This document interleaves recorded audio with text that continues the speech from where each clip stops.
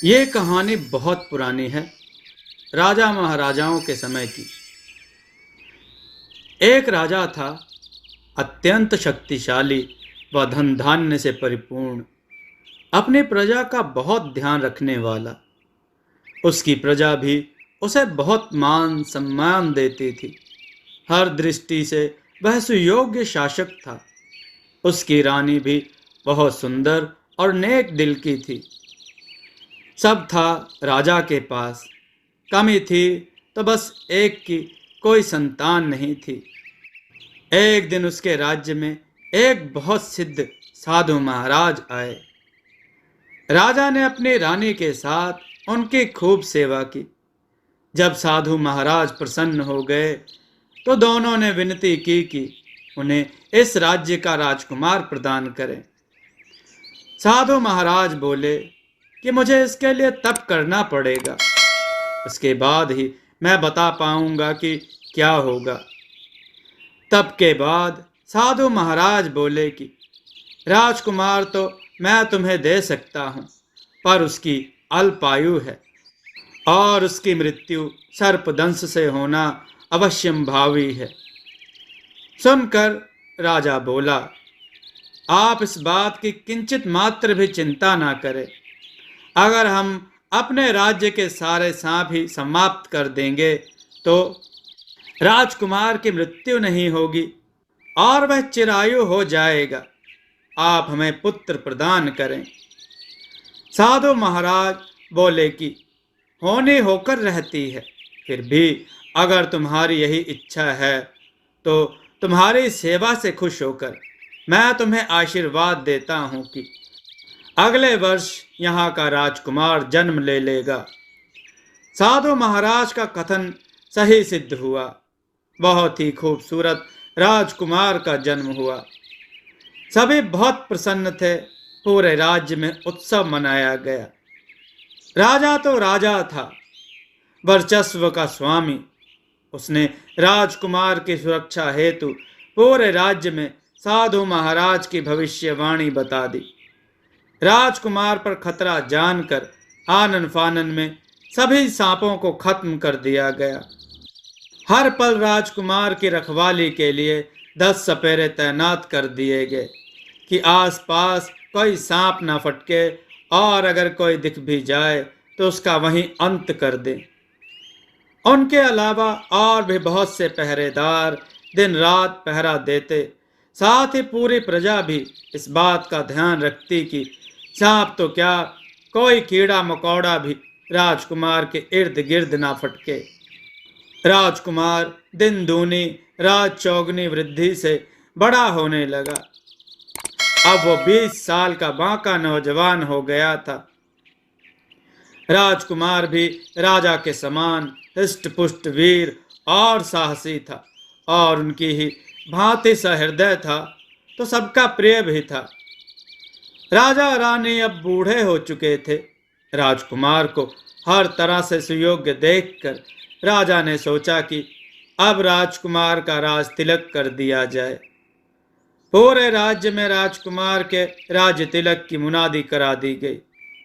जिस साधु महाराज की कृपा से राजकुमार हुआ था उन्हें भी आमंत्रण पत्र भेजा गया, पर वह महाराज तपस्या पर गए थे। तो उनके शिष्यों ने कहा, आप आयोजन करें, गुरुवर तपस्या करके आ जाएंगे तो आपके आयोजन के विषय में जानकारी दे देंगे।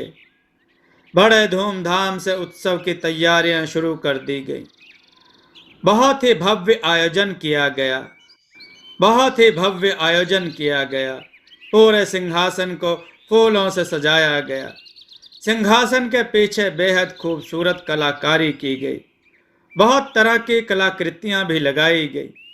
मुहूर्त के अनुसार राजपुरोहित व अनेक मंदिरों से पंडित साधु संत सब पधारे थे। मंत्रोच्चारण के साथ पूजा पाठ आरंभ हो गया। पूरे प्रांगण में धूप दीप पुष्प इत्यादि की सुगंध आ रही थी। पूजा पाठ समाप्त करके राजपुरोहित जी ने राजकुमार को राज तिलक के लिए बुलाया। राज तिलक होने के पश्चात राजकुमार को सिंहासन पर विराजमान होने को कहा गया। राजकुमार जब सिंहासन पर बैठा, सब ओर से पुष्प की वर्षा होने लगी और राजकुमार की जय जयकार होने लगी। सभी तरफ प्रसन्नता छाई हुई थी कि अचानक से राजकुमार की चीख निकल गई और वह वहीं फर्श पर गिर पड़ा। सब तरफ अफरा तफरी मच गई। राजकुमार को तुरंत राजमहल ले जाया गया। राजवैद्य जी तत्परता से दवाई करने लगे, पर सब व्यर्थ था। वो राजकुमार को नहीं बचा पाए। संपूर्ण वातावरण शोकाकुल हो गया। उसी समय वो साधु महाराज आए और देखकर बोले, राजन, मैंने तुम्हें पहले ही आगाह किया था, पर महाराज, आपने तो कहा था कि राजकुमार की मृत्यु सर्पदंश से होगी, पर यहाँ तो कोई सांप नहीं है। फिर ऐसा कैसे हुआ? क्या आपका कहा मिथ्या था? नहीं राजन, मेरा कथन कभी गलत नहीं जाता। तुम वहां मुझे ले चलो जहां यह घटना हुई थी। सब उस जगह पहुंचे जहां ऐसा हुआ था, और जो उन्होंने वहां देखा उसे देखकर सब हैरान रह गए।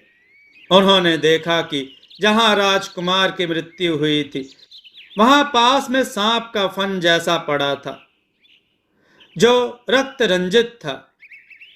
यह कहां से आया? सब यह देख रहे थे, तभी साधु महाराज बोले, यह उस कलाकृति से आया है। यह कैसे संभव है? रानी पीड़ा से भरकर बोली। महामंत्री ने बहुत ध्यान से कलाकृति देखी। तत्पश्चात कलाकृति बनाने वाले कलाकार को बुलाया, उससे पूछताछ की, फिर पूरी घटना के तार जोड़े। उसके बाद राजमहल में पहुंचा। महाराज, मैं सिर्फ इतना कहना चाहता हूं कि साधु महाराज की बात सत्य साबित हुई है। क्या कहना चाहते हो? साफ साफ कहो, पहेलियां मत बुझाओ। महाराज, जब पुष्प वर्षा की जा रही थी तो उससे बहुत सारी कलाकृतियां हिल रही थी। उन्हीं में से एक कलाकृति का हाथ थोड़ा मुड़ गया, साथ ही उसकी एक उंगली में एक तार निकल गया, जिससे ऐसी संरचना बनी मानो कोई सांप अपनी विषैली जिह्वा निकाल कर बैठा हो। और जैसे ही राजकुमार सिंहासन पर विराजमान हुए, वो कलाकृति ऐसी हिली कि वो हाथ राजकुमार के ऊपर गिर गया और राजकुमार की उसी क्षण मृत्यु हो गई। तुम क्या कहानी सुना रहे हो? तार चुभने से कोई मृत्यु होती है? महाराज, मैंने पूरा परीक्षण किया है। वो तार जिस स्थान से लाया गया था, वहां पर जहरीले फूलों का पौधा था। उसका एक फूल उस तार में लगा रह गया था। कलाकार ने जल्दबाजी में कुछ ध्यान नहीं दिया और वैसा तार ही मूर्ति को मजबूत करने में लगा दिया। फिर वही हुआ जो होना था। राजा ने सारी बात सुनकर साधु महाराज से अनेकानेक क्षमा मांगी। महाराज, आपने मुझे आगाह किया था, पर मैं मूर्ख अपनी सामर्थ्य पर विश्वास करके ईश्वर के विधान को बदलने चला था। राजन, तुमने दुख में मुझसे कहा था, मैंने उसका किंचित मात्र भी बुरा नहीं माना और ना ही तुमसे क्रोधित हूँ। पर आज भी मैं यही कहूँगा कि अच्छा हो या बुरा, होनी होकर ही रहती है। उसके होने के विधान अपने आप बन जाते हैं। जैसा राजकुमार की मृत्यु सत्य थी, वैसा ही उसका जन्म होना भी सत्य था। तुम्हारा सुख और दुख भी सत्य था। इसलिए मेरे आगाह करने के बाद भी सब घटना घटित हुई। इसलिए सत्य को स्वीकार करो और आगे की सुधि लो। यह कहकर साधु महाराज अपने आश्रम की ओर प्रस्थान कर गए। दोस्तों, आपको यह कथा कैसी लगी? अपने विचार और सुझाव कमेंट में जरूर दें। हमारी कथाओं को लाइक करें, हमारे चैनल को सब्सक्राइब करना न भूलें। हमारी कथाओं को शेयर जरूर करें, जिससे लोगों को अच्छा ज्ञान प्राप्त हो। जय श्री राम भक्तों।